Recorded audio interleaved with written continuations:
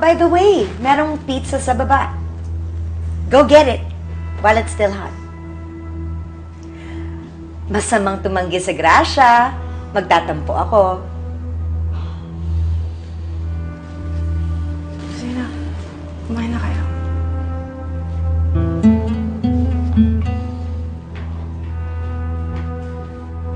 Smile.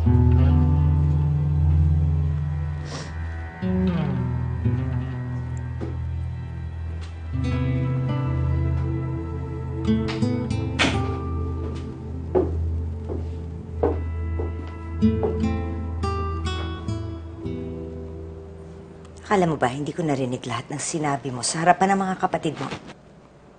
Sinisiraan mo ako? Talagang gusto mo bang kalabanin ako?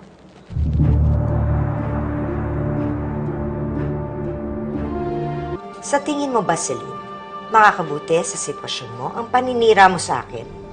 Tita, kayo po ang naninira sa akin. At mga kapatid ko pa ang ginagamit. Pati na lang po kayo magpakatotoo. Na gusto niyo kaming paalisin dito at solohin si Daddy. Gusto mo ba malaman ang totoo, Celine? I'll tell you. Ikaw lang ang gusto kong paalisin sa pamamahay na ito. Your brothers and sisters, they like me. Ikaw lang ang nagdududa sa akin dito sa pamamahay na ito. Sila, tanggap na nila ako bilang bago nilang mommy.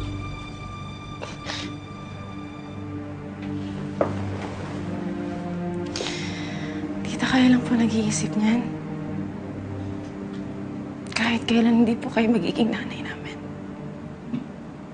At bilang panganay, hindi ako papayag na mapunta si Daddy sa isang katulad mo.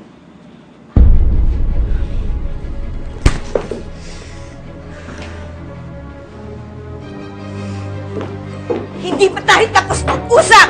Magsusumbong ka, no? Wala kang karapatan para pagsabihan ako ng ganyan. Tingnan mo ako. Bitiwan mo ako! Ba't mo ako tinulak? Daddy, Anong ginawa ko sa'yo?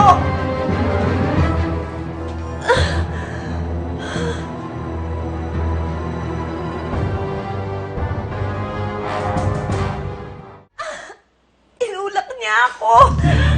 Ano bang ginagawa ko sa'yo, Celine? Ba't mo ako ginaganito?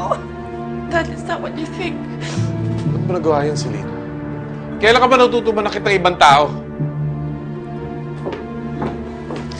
Celine! Josephine? Josephine, are you okay? Hindi ko alam ba't niya ako tinulak, Arthur. Hindi ko alam anong ginawa ko sa kanya.